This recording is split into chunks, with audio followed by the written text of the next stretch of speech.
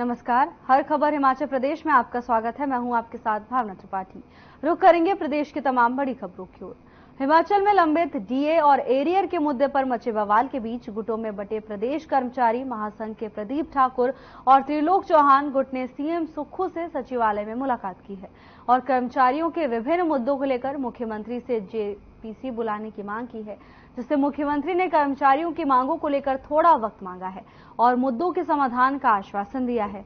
तो वहीं कर्मचारी महासंघ के अध्यक्ष प्रदीप ठाकुर ने कहा कि मुख्यमंत्री से मिलकर कर्मचारियों के मुद्दे को लेकर चर्चा हुई है, जिसमें कुछ मांगों को सीएम ने माना भी है। वहीं अराजपत्रित कर्मचारी संघ के त्रिलोक ने भी मुख्यमंत्री से कर्मचारियों के मुद्दे को लेकर मुलाकात की।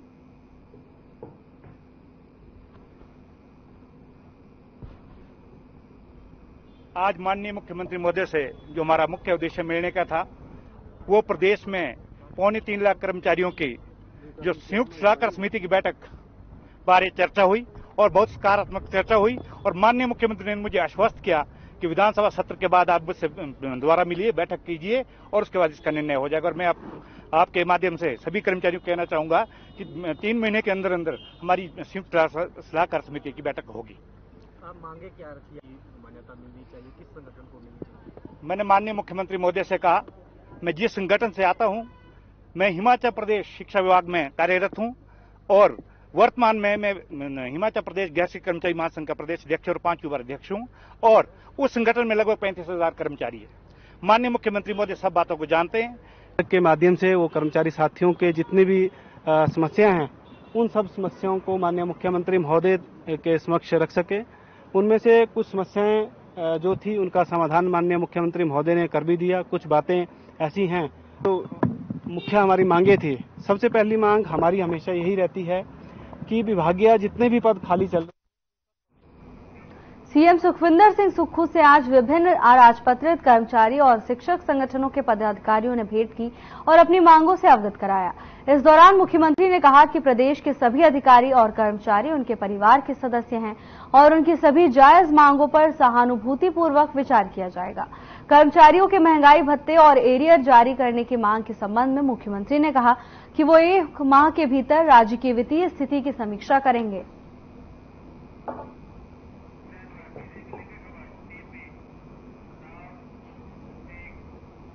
शिमला में बीजेपी प्रदेश अध्यक्ष डॉक्टर राजीव बिंदल ने प्रदेश की सुक्खू सरकार पर निशाना साधा है।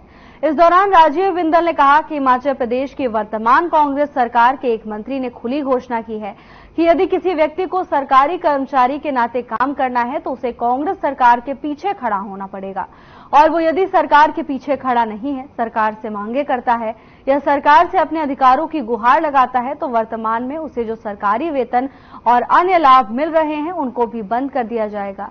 इससे स्पष्ट होता है कि सरकार के मंत्रियों ने प्रदेश के कर्मचारियों को खुली चुनौती दी है।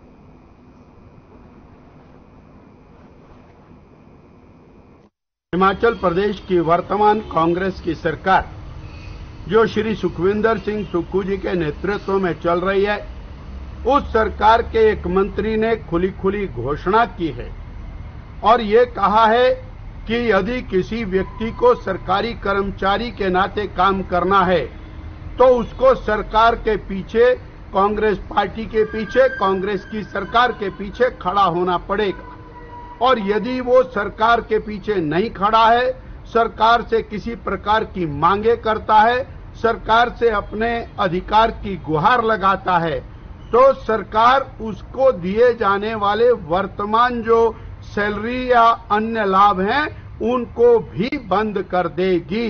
अर्थात खुले मंत्री। ईपीएफओ की नई योजनाओं पर आज कर्मचारी भविष्य निधि संगठन यानी ईपीएफओ क्षेत्रीय कार्यालय शिमला में एक प्रेस कॉन्फ्रेंस आयोजित की गई। इस दौरान क्षेत्रीय भविष्य निधि आयुक्त राकेश कुमार ने बताया कि ईपीएफओ की तरफ से अपने हितधारकों को सभी सेवाएं ऑनलाइन प्रदान की जा रही हैं। हाल ही के समय में क्षेत्रीय कार्यालय शिमला की ओर से अपने हितधारकों को बेहतर सेवाएं प्रदान करने के लिए कई नई पहल शुरू की गई है। उन्होंने कहा कि इस कार्यालय की तरफ से सदस्यों के दावों का निपटान 3 दिनों के अंदर किया जा रहा है और सभी शिकायतों का तुरंत समाधान किया जा रहा है।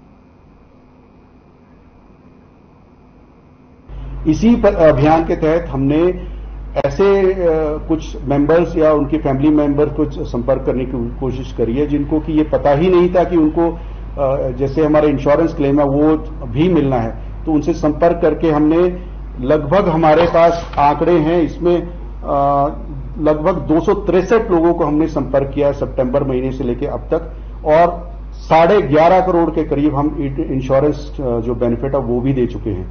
इसी तरह पेंशन के हम बेनिफिट जो हैं, जिनको पेंशन के बारे में नहीं पता था कि उनको पेंशन भी लगनी है, 648 पेंशनर्स को हम संपर्क कर चुके हैं, जिसमें उनको हम पेंशन जारी कर चुके हैं। इसके साथ ही सोलन में एक ई व्हीकल गाड़ी की लॉन्चिंग कार्यक्रम आयोजित किया गया, जिसमें विधानसभा उपाध्यक्ष विनय कुमार ने शिरकत की। इस दौरान विनय कुमार ने कहा कि प्रदेश सरकार ई व्हीकल को बढ़ावा दे रही है, ई व्हीकल को पर उपदान भी दिया जा रहा है ताकि अधिक से अधिक लोग ई व्हीकल खरीदें। तो वहीं विधानसभा उपाध्यक्ष विनय कुमार ने बताया कि प्रदेश सरकार ई व्हीकल सहित ई बसों की संख्या भी बढ़ा रही है। प्रदेश में करीब 65 चार्जिंग स्टेशन स्थापित किए जा चुके हैं और चार्जिंग स्टेशनों की संख्या बढ़ाई जाएगी।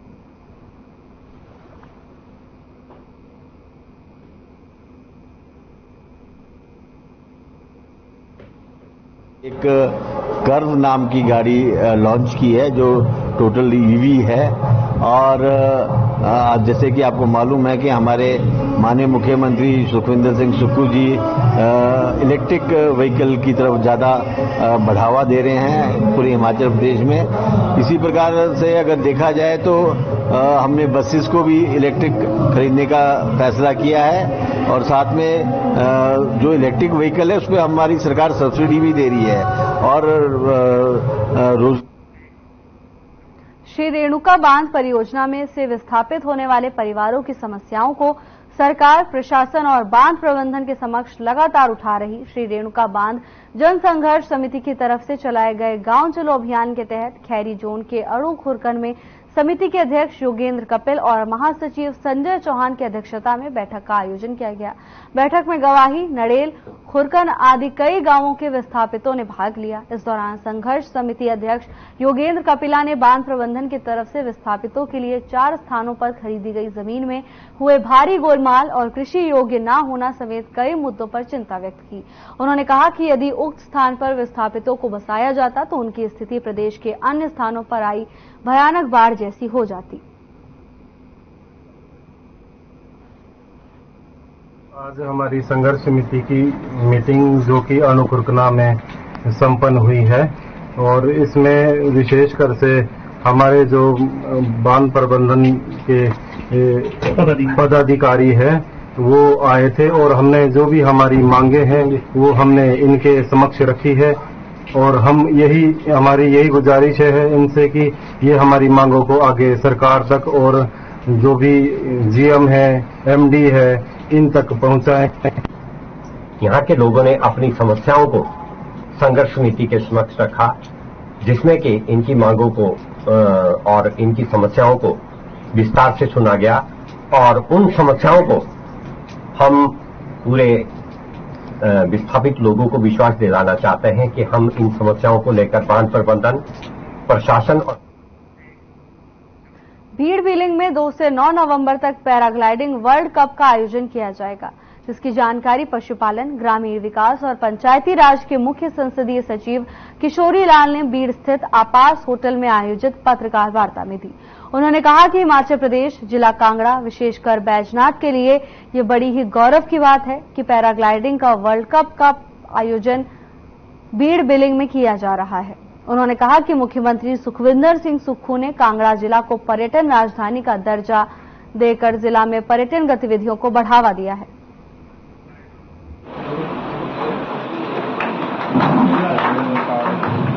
की बात है कि बीड़ बिलिंग पैराग्लाइडिंग के लिए पूरे दुनिया में नंबर 1 पर है,